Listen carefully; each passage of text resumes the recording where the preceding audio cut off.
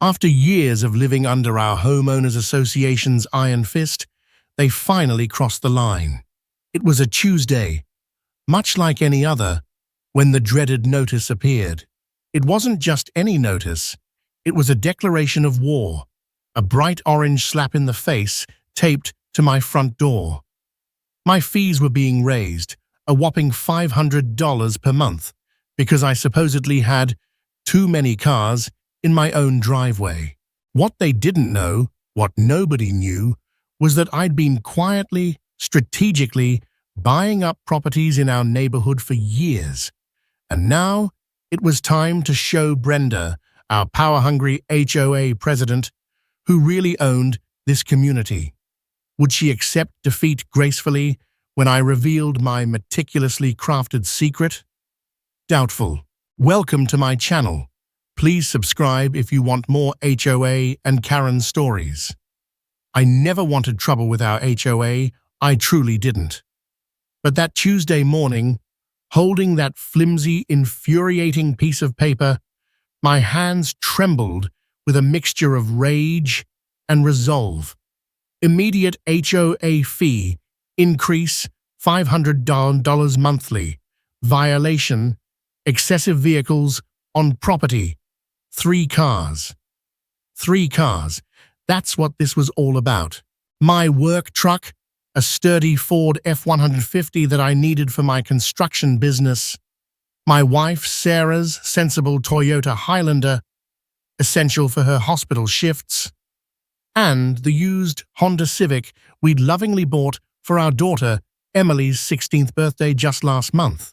3 perfectly normal, necessary vehicles parked in our own spacious driveway. I peered through the kitchen window, my gut churning with anger. There she was, Brenda Mitchell, clipboard clutched to her chest like a shield, her pink pen poised like a weapon. She was doing her morning inspection walk, a ritual that sent shivers down the spines of every homeowner in our little slice of suburban paradise. She stopped at my driveway, pulled out her phone, and started snapping pictures. Again. This was the 3rd time this week. "Honey, she's out there again," Sarah called from the living room, her voice laced with a weariness that mirrored my own. "Maybe we should just park Emily's car in the garage." "No," I said firmly, pouring my coffee, the bitterness of the brew matching my mood. "We're not hiding our daughter's car like we're doing something wrong. The garage is full of Sarah's medical supplies and my work equipment, exactly like we explained at the last HOA meeting. That meeting, the memory of it still made my blood boil. I could still see Brenda's condescending smirk as I tried to explain our situation. "Rules are rules, Mr. Thompson," she'd said, not even bothering to look up from her phone. "Perhaps if you can't afford proper garage storage, this neighborhood isn't for you." The sheer audacity, the calculated cruelty. What Brenda didn't know, what none of them knew, was that I'd been quietly buying up properties in our development for the past 5 years through my real estate investment company. Every time a house went up for sale, I'd made sure to use different LLC names for the purchases. It started as a smart investment strategy, a way to diversify my portfolio. But now, it had become something more. It was my shield, my sword, my carefully constructed plan for retribution. I walked outside to get the mail, purposely taking my time. Brenda pretended to inspect Mrs. Johnson's rose bushes, her eyes darting towards me from the corner of her vision. Poor Mrs. Johnson, a sweet, elderly widow, had been fined last month for having roses that were too vibrant and disrupting neighborhood color harmony. The absurdity of it all was almost comical, if it wasn't so infuriating. My phone buzzed. A text from my lawyer, Mark. "Property closing complete. You now own 67% of the development." A slow smile spread across my face. I tucked the phone away, just as Brenda, with her power walk that could rival an Olympic speed walker, approached me. Her designer heels clicked on the sidewalk, a sound that usually heralded bad news. "Mr. Thompson," she called out, her voice dripping with a sickeningly sweet tone. "I trust you received our notice about the vehicle violation?" "I did, Brenda," I replied, keeping my voice calm and professional, a stark contrast to the storm brewing inside me. "And I have some questions about the legal basis for this fee increase." She waved her hand dismissively, a gesture that screamed arrogance. "The board has full authority to implement fees as needed. Perhaps if you attended more meetings, you'd understand how these things work." Her smile didn't reach her eyes.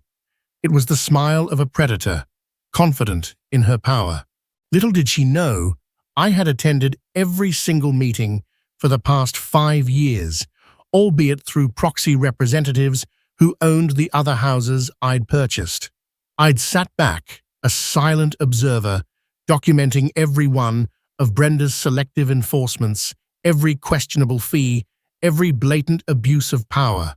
As she turned to leave, her heels clicking a triumphant rhythm on the pavement, she called over her shoulder, "Oh, and the board is calling an emergency meeting tonight, 7 p.m. sharp. We'll be discussing additional measures regarding problem properties." I watched her go, my jaw clenched.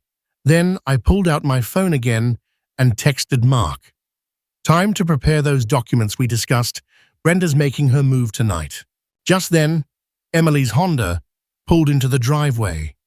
I saw Brenda stop, pull out her phone, and take more pictures. My blood, which had been simmering, now reached a full, rolling boil. But I kept my cool. Tonight, everything would change in this neighborhood. But first, I had some calls to make. I went inside and spread out the property maps on my desk, each lot carefully highlighted and coded. 5 years. 5 years of meticulous planning, of building evidence, of watching Brenda's reign of HOA terror grow worse with each passing month. Tonight, she would learn that her biggest mistake wasn't just targeting my family, it was underestimating exactly who she was dealing with. My phone rang. It was Mrs. Johnson, her voice trembling, on the verge of tears. She'd received another violation notice. As I listened to her story, my gaze fell upon the framed photo on my wall. My father, standing proud and tall in front of his first house, before an HOA's relentless harassment had forced him to sell at a loss 20 years ago. Dad had taught me to play the long game, to fight smart, instead of angry. I looked at my watch. 6 p.m. 6 hours until the meeting. Brenda wanted to play hardball over a few cars in a driveway? She had no idea what was coming. I walked into the community center's meeting room, and the tension was immediately palpable. Every seat was filled with neighbors I'd known for years, sitting shoulder to shoulder, whispering amongst themselves. Brenda had really outdone herself this time. She'd even hired a professional photographer to take pictures of my driveway from different angles, making 3 normal-sized cars look like some kind of illegal parking lot. "Let's begin," Brenda announced, tapping her sparkly pink gavel on the podium. She'd called this emergency meeting on a Tuesday evening, knowing full well that most working families would struggle to attend. But I'd made sure to be there, sitting quietly in the back row, watching her put on her usual, meticulously choreographed show. "As you can see from these professional photographs," she began, clicking through her PowerPoint presentation with a flourish, "Mr. Thompson's property has become a veritable used car lot." A few gasps came from her loyal followers in the front row, the same ones whose Christmas decorations stayed up until March without any fines. I glanced around the room, noting how Mrs. Rodriguez, my elderly neighbor, rolled her eyes. She'd been fined last month for having her grandson's car in her driveway while he helped repair her roof. Mr. Chen, the high school science teacher, was furiously taking notes. He'd received a violation notice for parking his car slightly over his own driveway line during the last snowstorm. Brenda clicked to the next slide, showing a zoomed-in photo of Emily's car. This vehicle here has been parked in the same spot for over 48 hours. She conveniently failed to mention that it was because Emily was home from college for the weekend. The meeting dragged on, a slow, agonizing torture, as Brenda presented her evidence. Charts showing supposed property value decreases, complaints from anonymous neighbors, probably her friends, and even weather reports suggesting my cars were creating excess snowdrifts on the street. The absurdity was breathtaking. Furthermore, she continued, pulling out a thick binder that looked suspiciously like it contained my entire life history, I've documented every instance of vehicles entering and leaving Mr. Thompson's property over the past 3 months. My eyebrows shot up. She'd been tracking my family's movements. Several neighbors shifted uncomfortably in their seats. This was getting out of hand, even for Brenda. That's when Sarah Jenkins, my next-door neighbor, stood up, her face flushed with indignation. "Brenda, isn't this a bit excessive? They're just regular cars in a regular driveway." Brenda's face reddened, her perfectly crafted composure cracking. "You're out of order. You haven't been recognized by the chair," she snapped. I watched as Brenda's husband, Bob, started handing out copies of a new proposed bylaw, one that would limit each household to 2 vehicles and require garage parking only.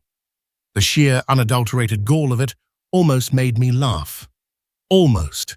"We'll now vote on the new vehicle restrictions and fee increase," Brenda declared, not even bothering to allow for discussion. "All in favor?" That was my cue. I stood up slowly, deliberately straightening my tie. "Point of order, Madam President." Brenda's eyes narrowed as she looked at me over her reading glasses, her expression a mixture of annoyance and disdain. "You're not recognized, Mr. Thompson." "Actually," I said, pulling out my own folder, my voice calm and steady, "according to HOA Bylaw Section 7.3, any property owner may raise a point of order regarding voting procedures." The room fell silent. I could see Brenda's perfectly manicured nails gripping the podium tighter, the knuckles turning white. "Before we vote," I continued, starting to walk toward the front of the room, my shoes clicking on the linoleum floor, each step echoing in the sudden quiet, "I believe it's important to review the HOA's current property ownership structure." Brenda's face was starting to lose its color, the carefully applied makeup unable to hide the growing panic in her eyes. "You see, over the past 5 years, Sunrise Properties has been acquiring homes in this development." I pulled out a large, laminated property map, the kind used in real estate presentations, and displayed it for everyone to see. And as CEO of Sunrise Properties, I thought it might interest everyone to know exactly who owns the majority of this HOA. I paused, making deliberate eye contact with each board member, letting the weight of my words sink in. "But perhaps we should discuss that after we review these questionable surveillance activities you've been conducting." The room erupted in murmurs. Through my peripheral vision, I could see phones coming out, neighbors recording every moment of this unfolding drama. Brenda's hand trembled as she reached for her water bottle, knocking over her precious gavel in the process. And that's when Bob, her ever-loyal husband, rushed to the podium, whispering something urgently in Brenda's ear. Her eyes widened, the realization finally dawning on her. She'd been messing with the wrong person, the very wrong person. The meeting room fell silent once more as I stood before them. My heart was pounding, a frantic drum against my ribs, but my voice remained steady, unwavering. Brenda's smug smile had completely vanished, replaced by a look of sheer, unadulterated terror. "Before we vote on these new fees," I said, my voice echoing in the hushed room, "I have something important to share with everyone." I clicked open my leather briefcase, the sound sharp and decisive in the silence, and removed a thick stack of property deeds. I laid them, one by one, on the table, each paper representing another piece of my meticulously crafted plan coming together. The room buzzed with whispers, a low hum of anticipation and disbelief as I arranged them in neat rows. For the past 5 years, I continued, my voice gaining strength, I've watched this HOA board ignore serious maintenance issues while harassing good neighbors over the most trivial of things. I've seen Brenda here write up Mrs. Johnson, who's 82 years old, for having a flower pot that was 1 inch too tall. Meanwhile, her friend Susan's bright purple fence somehow never got a single warning. Brenda's face turned a furious shade of crimson. "That's not true. I enforce all rules fairly," she sputtered, grabbing her water bottle, but her hand was shaking so much she spilled some on her designer blouse. I pulled up photos on the meeting room's big screen. Here's Brenda measuring my grass at 3 a.m. last Tuesday. The security camera footage was crystal clear. Damning, several people gasped. And here she is, ignoring the Thompsons' violations completely, right after they hired her son's landscaping company. More whispers filled the room. I could see people starting to nod, remembering their own run-ins with Brenda's selective and often vindictive enforcement. But the most interesting thing I discovered, I said, picking up the stack of deeds, my voice now resonating with authority, is that through my company, Sunrise Properties, I now own 67% of the homes in this development. I paused, letting the full meaning of my words sink in. That makes me the majority owner of the HOA itself. Brenda jumped up, knocking over her chair in her haste. "You can't do that. It's not allowed." Her voice had gone squeaky, almost hysterical, with panic. I smiled calmly, a genuine smile this time, not the forced politeness I'd been using for years. "Actually, I can. I've had 3 different law firms review everything. It's completely legal." I pulled out another folder, thick with documentation. I also have signed complaints from 32 residents about harassment, selective enforcement, and suspicious fees. The room erupted. Mrs. Johnson stood up, her voice shaking with emotion. But this time, it was the tremor of righteous anger, not fear. "Last winter, they fined me $200 for not shoveling my walkway fast enough. I was in the hospital with pneumonia." Others joined in, a chorus of grievances, a flood of pent-up frustration finally finding its release. Karen tried to restore order, banging her gavel repeatedly, but nobody was listening to her anymore. The tide had turned. "I move to dissolve the current board," I announced, my voice clear and strong. "We'll hold new elections with term limits and clear rules about conflicts of interest. No more 3 a.m. grass measuring. No more selective enforcement." Bob Chen, from 2 doors down, raised his hand. "I second that motion." Soon, hands were going up all around the room. A sea of agreement, a wave of support for change. Brenda, defeated and deflated, grabbed her designer purse and started toward the door. "This meeting is adjourned," she yelled, her voice shrill and desperate. "You'll be hearing from my lawyer." "Actually," I said, still calm, still in control, "according to HOA bylaws, Section 7.3, you need a majority vote to adjourn, and I don't think you have that anymore." I gestured at the deeds spread across the table, a tangible representation of her shattered power. "We're just getting started." She froze, her hand on the doorknob, the realization sinking in. 20 years of ruling the neighborhood with an iron fist were coming to an abrupt, unceremonious end.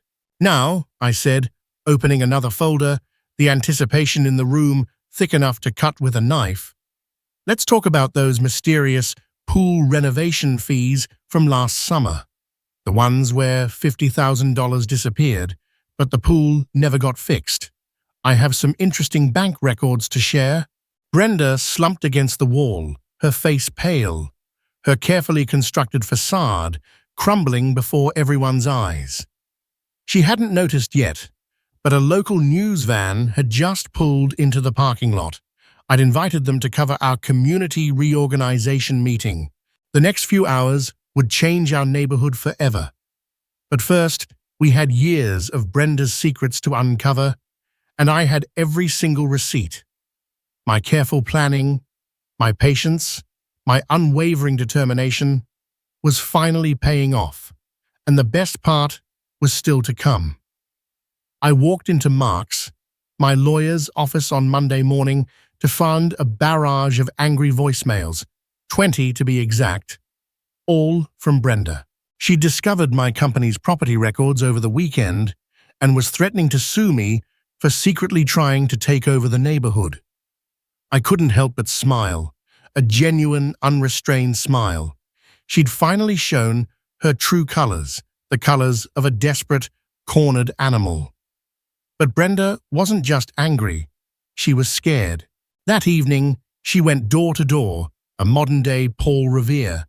But instead of warning of a British invasion, she was spreading rumors, outlandish lies about my supposed plans to turn our peaceful suburb into a giant parking lot for my car collection. Some neighbors, bless their gullible hearts, actually believed her, especially after she showed them faked documents suggesting I had connections to a shady development company. I knew I had to act fast, to counter her misinformation campaign with the cold, hard truth.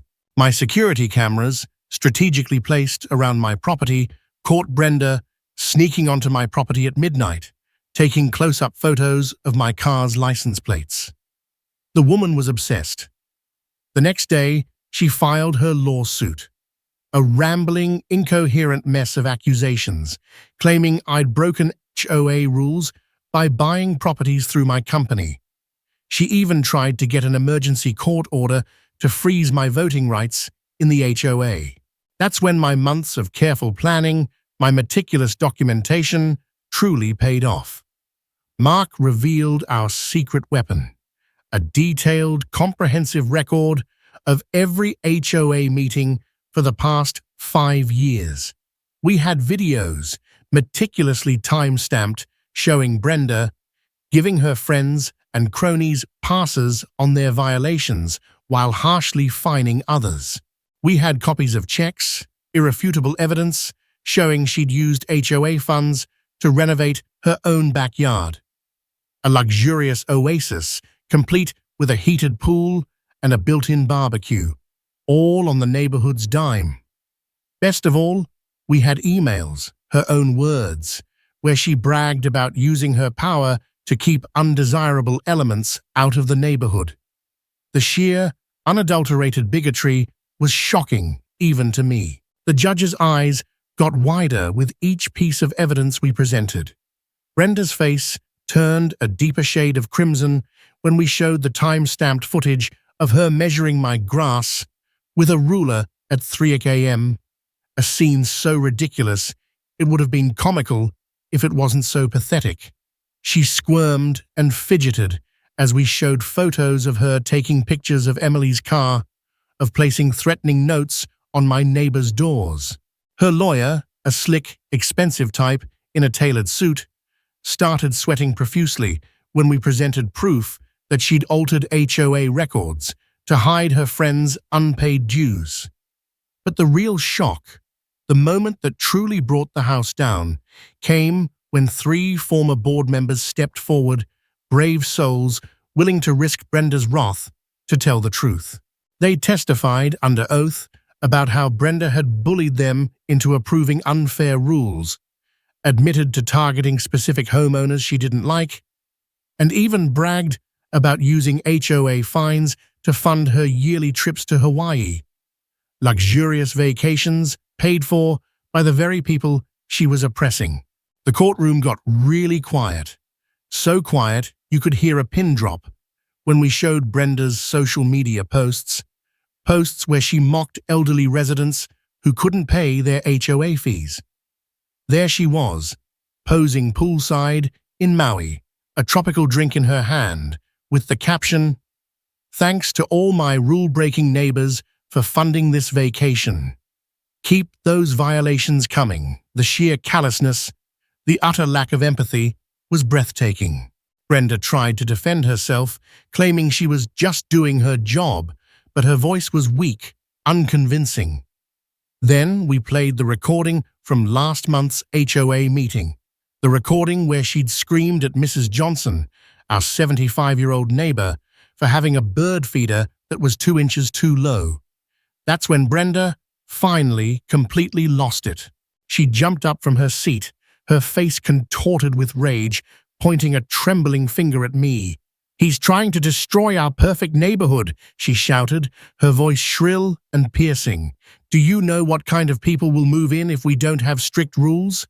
He probably wants to turn this into one of those communities where people can park wherever they want." The judge had heard enough. He banged his gavel, the sound echoing through the courtroom like a thunderclap. He not only dismissed Brenda's lawsuit, but ordered a full, independent audit of the HOA's finances, a move that sent shivers down Brenda's spine. As we left the courthouse, my phone started buzzing with texts, a flood of messages from neighbors. They'd all received a mass email from Brenda announcing her immediate resignation from the board, claiming she was being forced out by big money interests. I watched her storm to her car, already typing furiously on her phone, no doubt crafting her next attack. I knew this wasn't over. Brenda still had loyal followers in the neighborhood, and she wasn't the type to admit defeat easily. But for now, I had what I needed: proof that our HOA president had been abusing her power for years and the legal authority to make real, lasting changes. The morning of the final court hearing started with a surprise. An army of news vans parked outside my house. Brenda, in a last-ditch effort to sway public opinion, had called every news station in the state. She thought public pressure would make me back down, but she'd just given me the perfect stage, a platform to expose her corruption to an even wider audience. I straightened my tie, grabbed my documents, and walked right up to the reporters, a confident smile on my face. "Good morning, everyone," I said, my voice calm and clear. "I'm James Thompson, and I'd love to show you something interesting about our HOA's financial records." I pulled out the color-coded spreadsheets my accountant had painstakingly prepared, spreadsheets showing years of suspicious fees that always seemed to end up in projects that benefited Brenda's closest friends.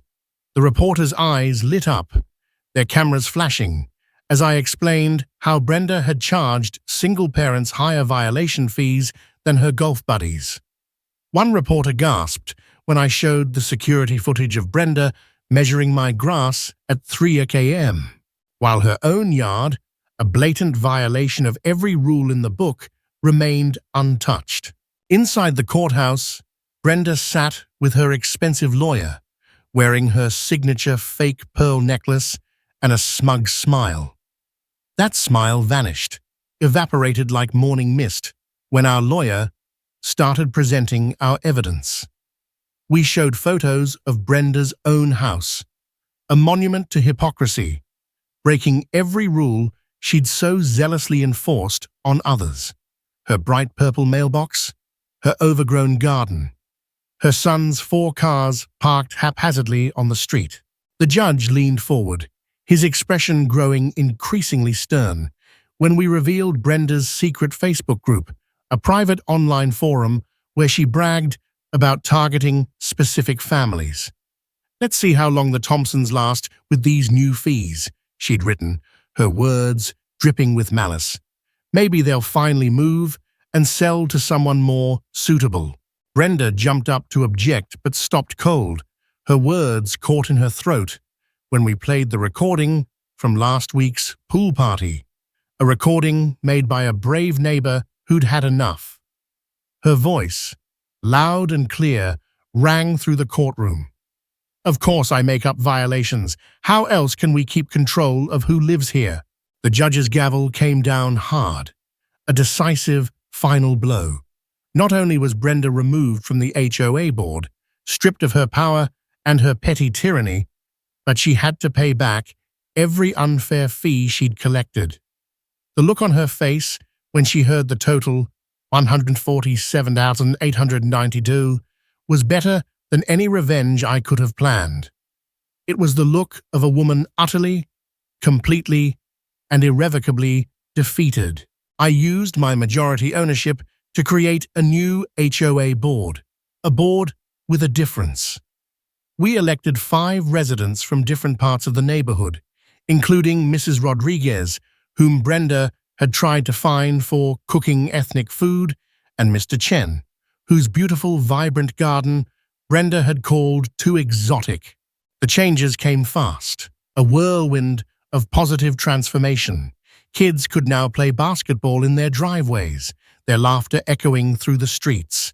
Gardens could grow vegetables, not just flowers, a riot of color and life. And yes, families could park more than 2 cars, as long as they fit in their own space. The oppressive, suffocating atmosphere that Brenda had created lifted, replaced by a sense of freedom, of community, of genuine neighborly warmth. 3 weeks later, I watched through my window as Brenda's moving truck pulled up. She'd sent a final, bitter letter to everyone, claiming she was moving to a better neighborhood with higher standards. Nobody missed the irony of the bright orange HOA parking ticket stuck to her windshield as she drove away, a fitting farewell to the queen of petty violations. Emily parked her car in our driveway that evening, right next to my work truck and Sarah's SUV. I put up a small sign, a sign we'd all voted on. Welcome to Thompson Hills, where good neighbors make good neighborhoods.